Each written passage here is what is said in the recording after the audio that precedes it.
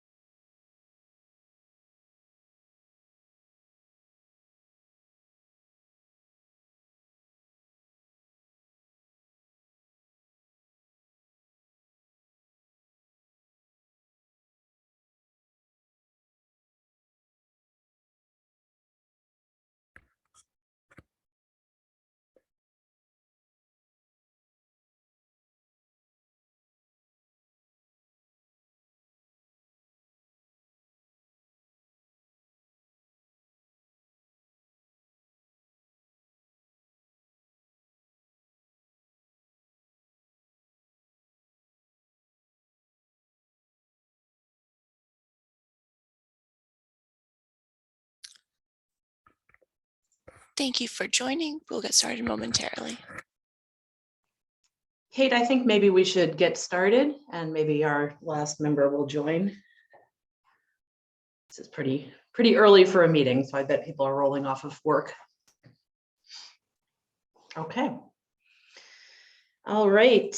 Good afternoon, everyone. Welcome to the May 2nd meeting of the City of Somerville Traffic Board. Pursuant to Chapter 20 of the Acts of 2021, the meeting of the Traffic Board will be conducted via remote participation. We will post an audio recording, audio-video recording, transcript, or other comprehensive record of these proceedings as soon as possible after the meeting on the City of Somerville website.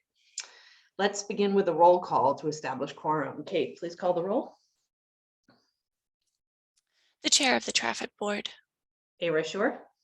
The Mayor's representative of the Traffic Board. Present. The City Council's representative to the Traffic Board. We have 2 in attendance. Okay, so we have a quorum? Yes. Great, thank you, Kate. So we only have 2 agenda items on this meeting. The first is to approve a couple of sets of minutes from previous meetings. And the first is to approve the minutes of the October 19th, 2021 Traffic Board meeting. These are also up on the website. So could I get a motion to approve? I motion to approve the October 19, 2021, as well as the December 1st, 2021 minutes, having reviewed both. All right, thanks, Alex. I will second that motion. So before we vote, Alex, do you have any questions or comments about the minutes, either set?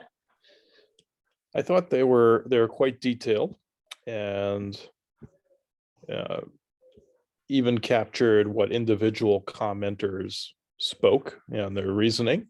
So I thought it went beyond what I would have necessarily expected in terms of the level of detail. So I was pleased with the diligence with which they were produced.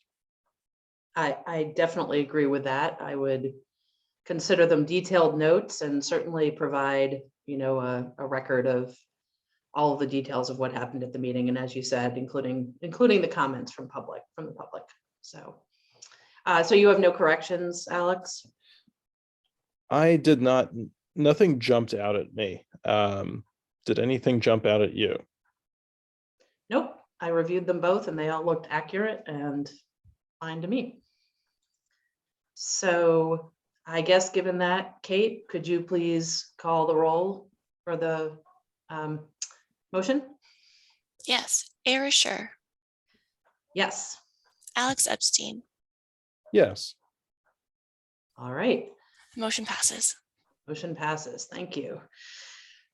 So the second agenda item is to discuss the traffic board's operations. And I will just reference a few things that guide the traffic board's operations. The first is the Somerville Code of Ordinances, and the second is the rules that the traffic board approved ourselves at our first meeting, which are available on the traffic board website.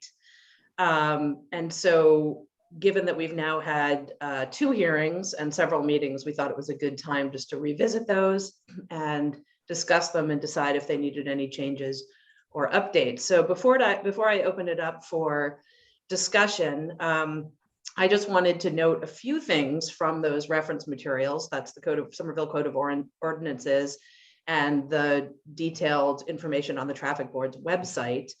And that's around why and when we hold a hearing. So just to be very clear, we are here to hear appeals of decisions made by the Traffic Commission.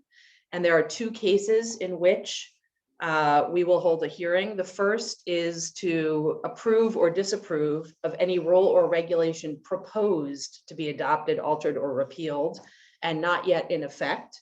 And the second is to avoid the adoption, alteration, or repeal of a rule or regulation which has been adopted and has been in place for a period of at least 30 days. So those are the 2 reasons that we would hold a hearing. And in both of those cases, it requires a petition signed by at least 50 registered voters to be submitted to trigger the public hearing.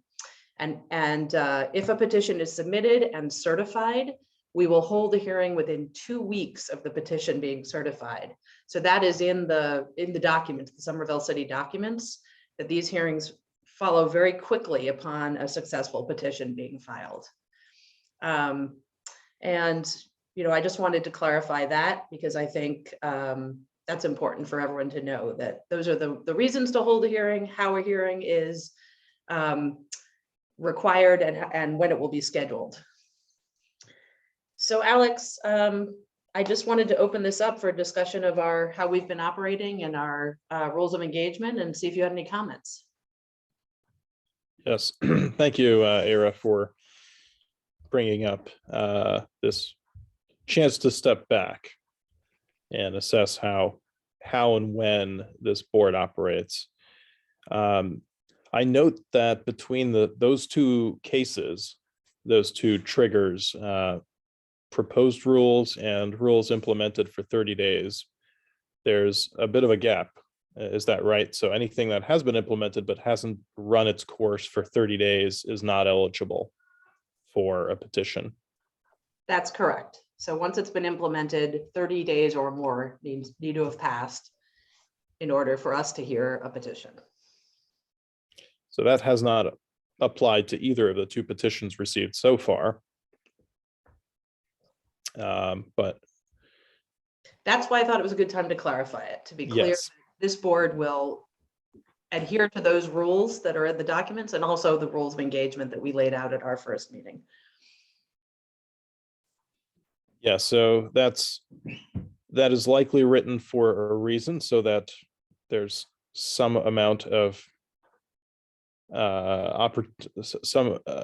measure of opportunity to see how new rules actually fall into place when they're implemented. Perhaps it's a cooling off period. Perhaps it's just, let's see how this works in real life. So that is a sensible provision. And it's not up to us to decide whether or not it's sensible, but we recognize that is the language by which this board operates. So I guess there is, let's see, in one case, in both cases so far, the petitions have been for proposed changes that had not yet been implemented. So College Avenue and Central Campus. correct. So that is my memory, that College Avenue had been decided by the commission and had not yet, the parking spaces in question had not yet been the changes to those had not yet been implemented. Right. And the second was proposed but not yet implemented. Was there anything else that you wanted to bring up, Aaron, in regard to? I just wanted to take the temperature on how the hearings have been going. We laid out some rules in our first meeting about public comment and the 2-minute time limit and allowing people to, making sure that everybody got a chance to speak. So I feel like that's been going well. We've had a couple of meetings with a lot of public comment, but I think we've adhered to those pretty well. So I just wanted to see if you had any thoughts about how that's been going and if we need to make any adjustments to that. No, I feel like the format has been well run and has given everyone a fair chance to speak their opinion, their perspective, to be heard. Indeed, even circling back to allow for second comments once the first comments had all been exhausted. So I think that has been a well-run process. I think we can take a cue from other even larger turnout meetings that we have perhaps witnessed from the other perspective, where speaking limits must have to be cut down, say from 2 minutes to 1 minute if there are so many people, so that everyone has a chance. So I think there may be some adjustments based on the turnout for future meetings, but I think with the goal of aiming for a duration of meeting that is more sustainable and more accessible to people. Most people cannot attend a 5 or 6 hour meeting, nor would anyone in their anyone not necessitated to attend one wish to attend one. So yeah, that's a good point. And I think our first meeting was longer than our second, but we had quite a few commenters at both meetings. So that would be my one comment, is to keep in mind that 2 minutes is not sacrosanct, and 1 minute may be appropriate for a larger turnout. Yeah, Kate, I don't know if you could speak to that, if some other boards or commissions in Somerville have changed the speaking time if there are numerous speakers. I'm not aware of any, but I'm happy to look into it and bring it back to the board. Okay. So I would propose, Alex, that maybe Kate can do that and we consider updating our rules and regulations if there's a need to do that. If there's a way to do that and a need to do that, perhaps putting a speaker limit. Either, yes, rather than limiting the number of speakers, limiting the time per speaker. Yep. Seems more fair. And having that flexibility, I think, in our rules would be beneficial. Yeah. And I know that the city of Cambridge asks people to sign up in advance, so they have a sense of how many people are signed up to speak. I personally would prefer not to do that exclusively, because people show up and decide they want to speak, or vice versa. But some way of gauging how many speakers there are might be useful. Okay. There are pluses and minuses to pre-registering. Right. So we do ask people to register, right? But we don't ask them to register as a speaker necessarily. Just to clarify, registration is not required. Right. Anyone can click the meeting link after the meeting starts, right, as an attendee, and then raise their hand in the GoToWebinar platform. Right. That is correct. So then the only other thing, Kate, I would ask of you is just to make sure that the specifics that I clarified at the beginning of the meeting about when the board will hold a public hearing, you know, under what circumstances and the timing. I know it's on the website, but just making sure that it's very clear and visible so that people understand the triggers, as Alex said, the requirements, and also the timing of a hearing, because I think we've heard that people feel that they haven't been notified. So making it very, very clear, you know, why we do these hearings so quickly and how people can sign up to be notified. Okay, so to confirm, you want more clarifying text on the traffic board webpage? Right, and I think the text is there, but just maybe right up front saying, you know, what are we here for? What do we have public hearings about? What triggers a public hearing and the timing of a hearing if and when a petition has been certified? Okay, That would be great. Yeah, I concur with that. I recall hearing some feedback from participants wishing for more specificity in the subject of the meeting. So which project is it about, rather than general discussion or something more general. So I think this may be true of both, in that case, people who were favorable and unfavorable to the proposal. I think I believe I heard feedback from both. So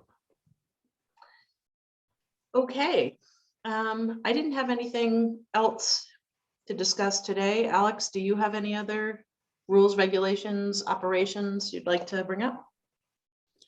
no, I think if anyone can see the meeting announcement, say, oh, I know this is about this project, and now I know whether or not I want to go and speak, then I think that's successful.